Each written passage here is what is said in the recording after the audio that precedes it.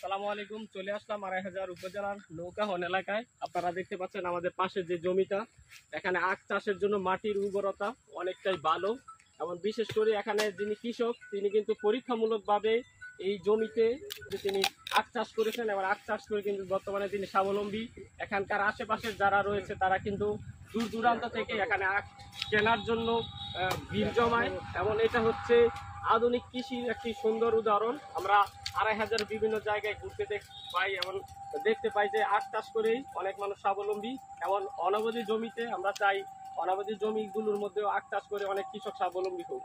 দেখতে পাচ্ছেন পুরো ক্ষেত্রে জুড়েই কিন্তু রয়েছে আখ এবং এই আখের প্রতিটি সাইজ আপনারা দেখতে ৫ থেকে ৬ ফুট লম্বা এবং বাহারি রঙের যেই আখ চাষ করি এখানে উৎপন্ন এবং আমি দেখতে পাচ্ছেন আখের যে সুমিষ্ট সেই সুমিষ্টতা কিন্তু এখান থেকে উপভোগ করছি।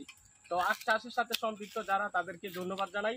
আমরা সবাই মিলে বন্ধুমহল একত্রিত হয়ে এখানে উপস্থিত হয়েছি, সুন্দর একটি সময় উপভোগ করছি। আমাদের সাথে যারা রয়েছেন সবাইকে ধন্যবাদ। আসসালামু আলাইকুম, কেমন আছেন? আলহামদুলিল্লাহ।